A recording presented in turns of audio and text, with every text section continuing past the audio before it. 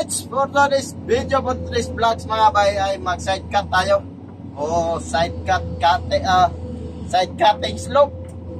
So patagilid yung pag-sloping natin at ito yung mga ginawa nating assist road sa ating pag-assist ng buhos. So ayan na, yung ating nagawa. O ganyan na, ay slope na yung ating cutting mga bay. So at mag-loading na rin tayo sa ating kaibigan para makuha at madali yung ating trabaho. I-loading natin para dire-diretso na yung ating cutting mga kabits mga bay.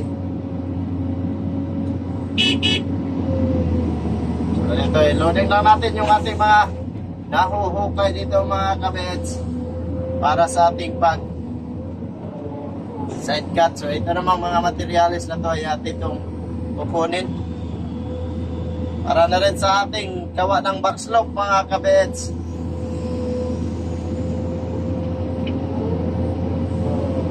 Papakita ko sa inyo yung mga tiradas dyan, mga tips sa mga nagsisimula pa lang ng operate at gustong mag-operate ng backhoe.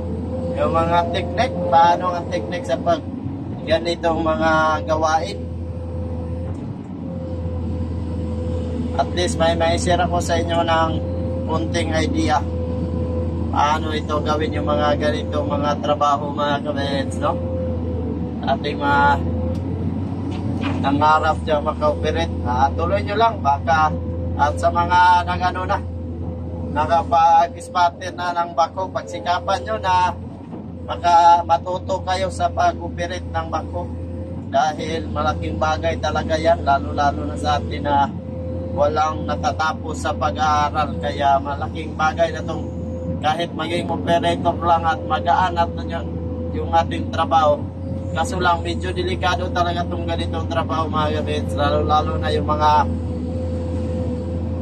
pag na ano ka na-assign ka sa mga mahirap na trabaho, gaya ng pagkakating na mga matataas na bundok mga kabits, talagang kikilabutan ka pag masyado nang mataas yung bundok at yung pag-akyat mo talaga doon ang simula ay napakadelikado. Kaya sa mga operator dyan, at ingat-ingat lang kayo palagi at God bless sa ating mga ano. Ganito yung mga tirada mga kabits, so ayan o. So ganyan yung mga tirada. So yung habang nag-cutting kayo, habang binabaon nyo yung bucket ay dahan-dahan din yung swing kung saan banda yung inyong slope, kaliwa o pakanan, ganyan din yung pag-swing nyo para may slope na siya kaagad. Ayan o. So hindi baling matagalan dito sa slope, basta makuha nyo lang ang tamang slope mga kabits, no? Hindi naman tayo nagmamadali pag ganito mga trabaho.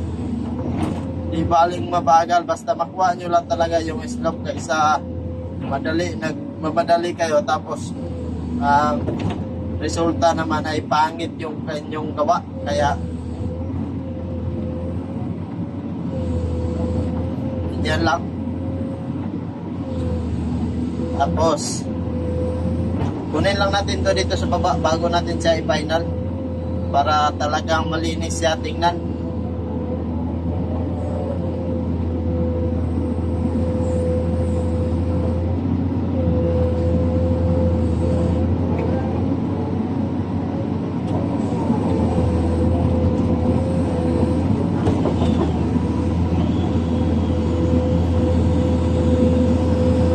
Pangit tingnan pag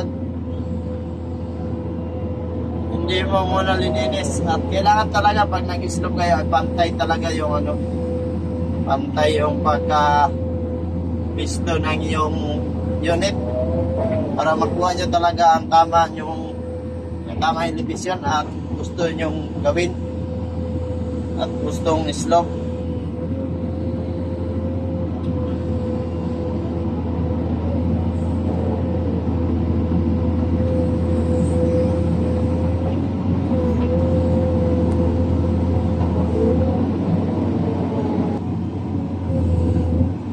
Ayan, i-final na natin yan mga bay.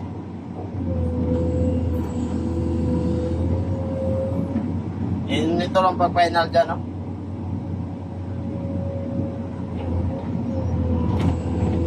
At ano lang yung gamit mo dyan, boom down at saka swing.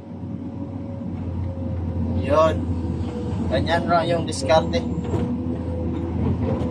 Kasi malambot to, pag matigas naman ay talagang medyo mahirap din. Dahil ito ay malambot, ito lang yung gamit natin. Pag ganito na mga backfill.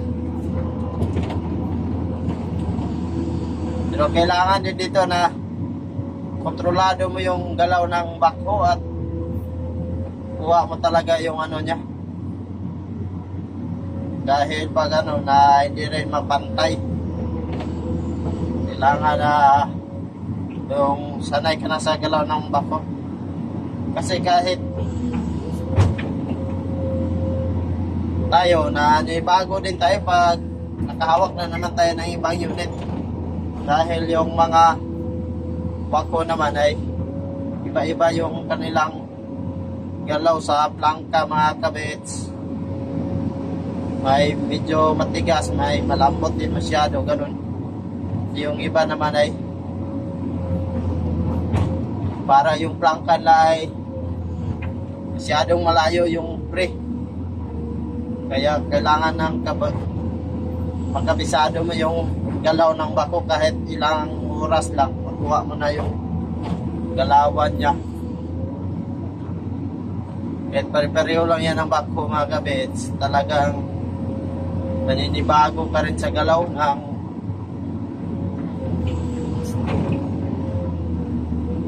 pag ibang unit naman. Pero pag sanay ka na, madali na lang to. Ano lang to, sa tips ko lang to sa inyo. Sa mga gustong matuto at mga baguhan. So ganun lang. Boom down lang at saka swing dahan-dahan. Para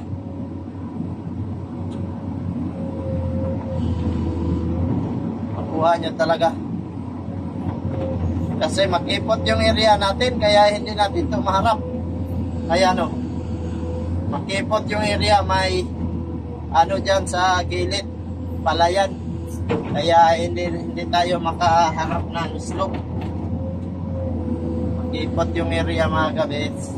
Yung mga ganitong trabaho, kailangan to sa magagamit to pag makipot na yung area. Ganitong estilo. Pero pag hindi naman, mas maganda talaga na nakaharap ka sa pag-slope dahil kuwang-kuwa mo talaga yung kanyang elevation at medyo masiksik mo rin siya.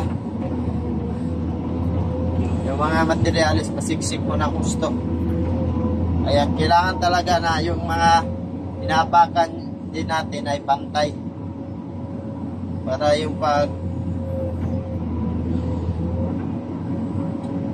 slope ay pantay rin.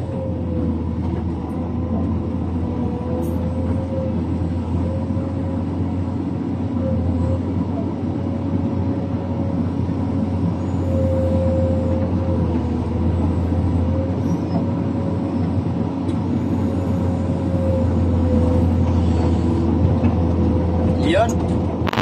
So ayos na mga kabets. Ayan, ang pakita ko sa inyo. Ayan.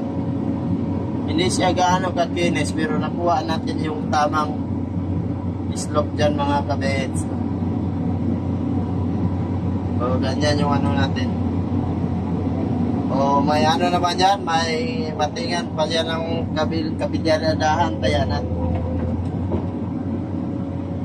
ano ba, kutsyonan na lang natin kung medyo may malalim kaunti. Yun, maraming salamat sa lahat na nanonood sa ating ginagawa. Hanggang sa muli at sa mga baguhan dyan na laging nakapanood sa atin, baka pwede makahingi ng isang like at makita rin ang notification bell at mag-subscribe na rin para lagi kayong updated sa ating ginagawang video. Maraming salamat mga kabet sa patuloy niyong pagsusuporta sa atin. Hanggang sa muli, babu!